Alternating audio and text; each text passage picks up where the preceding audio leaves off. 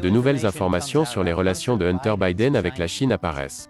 Les Jeux Olympiques s'annoncent comme un désastre.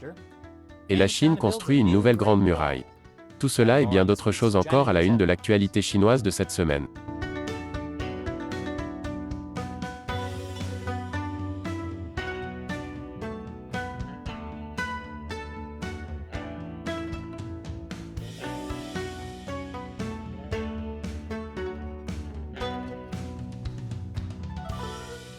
Bienvenue sur Chine non censurée, je suis Chris Chappell. Le fils du président américain Joe Biden, Hunter Biden, fait l'objet d'une enquête fédérale depuis 2018 pour des transactions commerciales chinoises louches.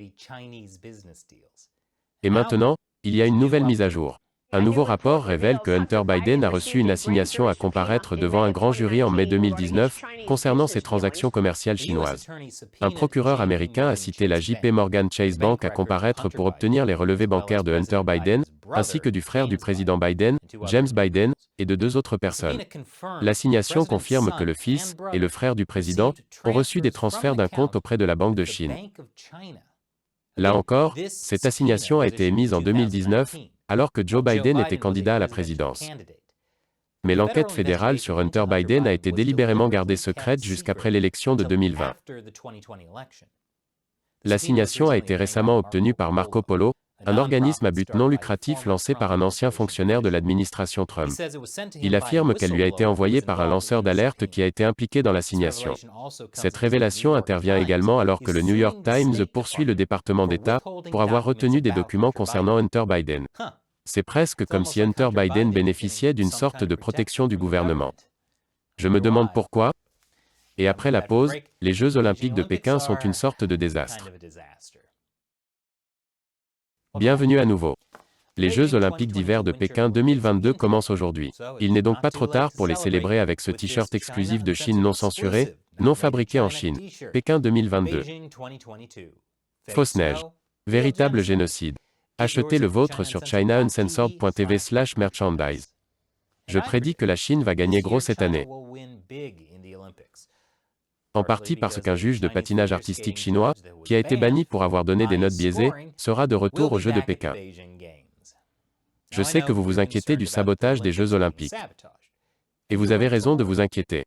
Selon le ministère chinois des Affaires étrangères, les États-Unis ne reculeront devant rien pour saboter les Jeux Olympiques d'hiver. Le plan présumé incluait que les États-Unis incitent les athlètes de divers pays à critiquer la Chine, à concourir à moitié, voire à ne pas participer à la compétition. Attendez, si le plan consiste à inciter les athlètes à concourir à moitié, c'est génial pour la Chine. Plus de médailles d'or.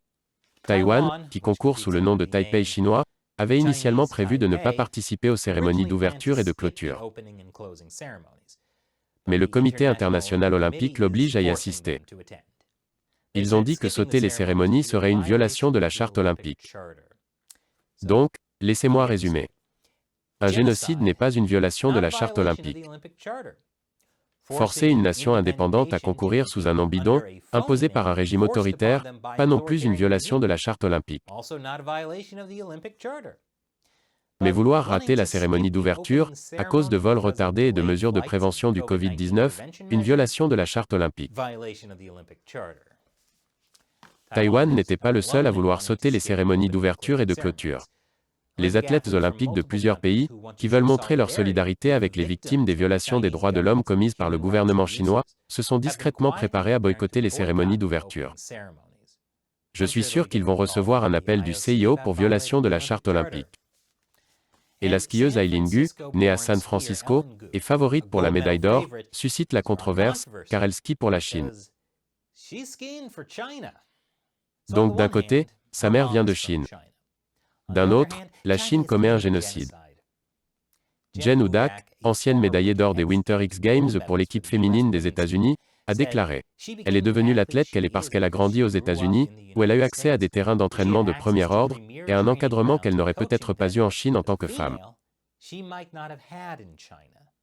Je pense qu'elle serait une skieuse différente si elle avait grandi en Chine. Pourquoi donc skierait-elle pour la Chine ? Selon un ancien athlète des X Games qui a demandé à ne pas être identifié, en Chine, Gu sera soutenu par le gouvernement. Les sommes d'argent et le soutien qu'elle recevra de la Chine seront beaucoup plus importants que ceux qu'elle recevrait en Amérique. Eh bien, je pense définitivement qu'elle obtiendra plus de soutien de la Chine qu'en Amérique maintenant. Et après la pause, la Chine construit une nouvelle grande muraille. Bienvenue à nouveau. Il y a 2 ans, un dénonciateur a révélé qu'une usine Foxconn en Chine utilisait des écoliers travaillant de nuit pour fabriquer des appareils Amazon Alexa. Ce dénonciateur, un homme nommé Tang Mingfang, a ensuite été torturé et emprisonné par les autorités chinoises. Aujourd'hui, après avoir passé 2 ans en prison, il fait appel aux tribunaux supérieurs pour laver son nom. Étant donné que les tribunaux chinois sont truqués, et vous savez, la torture, vous vous demandez peut-être pourquoi il s'expose à une nouvelle torture.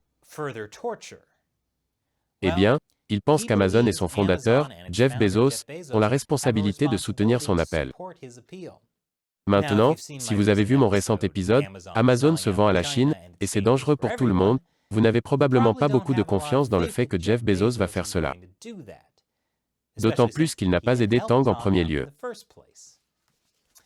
Vous vous souvenez qu'il y a 2 ans, les États-Unis et la Chine ont signé un accord commercial de phase 1? Eh bien, il semble que la Chine n'ait pas respecté ses engagements de la phase 1 de l'accord commercial. Attendez, vraiment? Je suis choqué. La Chine s'est engagée à augmenter ses achats de produits agricoles et manufacturés, d'énergie, et de services américains de 200 milliards de dollars par rapport au niveau de 2017. Mais elle n'a fait qu'environ 60% du chemin. Non seulement cela, mais les données des douanes chinoises ont montré que l'excédent commercial du pays en 2021 avec les États-Unis a bondi de 25% pour atteindre près de 400 milliards de dollars. Des centaines de milliards de dollars de tarifs commerciaux de l'ère Trump sont toujours en place. Il faudra donc voir quelle sera la prochaine action de l'administration Biden. Et la Chine construit une autre grande muraille. Alors que les internautes chinois l'appellent la Grande Muraille du Sud, les médias d'État l'appellent la Grande Muraille anti-Covid. Car le but avoué est de lutter contre la propagation du Covid-19 en limitant l'entrée des commerçants, des travailleurs et des contrebandiers.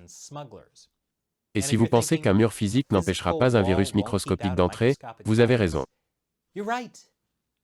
Mais le Parti communiste a exhorté les responsables locaux à mener une course contre la montre, à tout faire, à gagner résolument la bataille contre la pandémie, et à défendre la porte sud de la Chine. Ce qui signifie faire n'importe quelle chose stupide pour donner l'impression qu'ils font quelque chose. Parce que c'est leur tête qui est en jeu. Et maintenant, il est temps pour moi de répondre à une question de l'un d'entre vous, un fan qui soutient Chine non censurée sur la plateforme de financement participatif Patreon. Thomas Adney demande: quand allez-vous commencer à faire des reportages sur la Mongolie intérieure? Excellente question. La Mongolie intérieure est souvent négligée par la communauté internationale. Et comme dans toutes les régions de Chine où vivent des minorités ethniques, il y a eu de nombreux génocides. Mais nous avons déjà parlé de la Mongolie intérieure, ou Mongolie du Sud comme l'appellent les locaux. En fait, en 2020, Matt a interviewé une personne du Centre d'information sur les droits de l'homme de Mongolie du Sud. L'épisode s'intitule « Comment la Chine a colonisé la moitié de la Mongolie ». Je vais mettre un lien vers celui-ci ci-dessous. Nous avons également réalisé un podcast sur notre autre chaîne, Chine Unscripted, sur ce qui se passe en Mongolie du Sud. Oui, au cas où vous ne le sauriez pas, nous avons aussi un podcast. Merci pour votre question et pour votre soutien de longue date, Thomas. Et merci de regarder. Faites comme Thomas, et soutenez Chine non censurée en versant $1 ou plus par épisode sur le site de financement participatif patreon.com/ChineUncensored.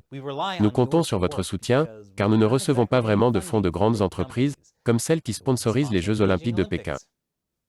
Merci de regarder Chine non censurée. Je suis Chris Chappell, à la prochaine fois.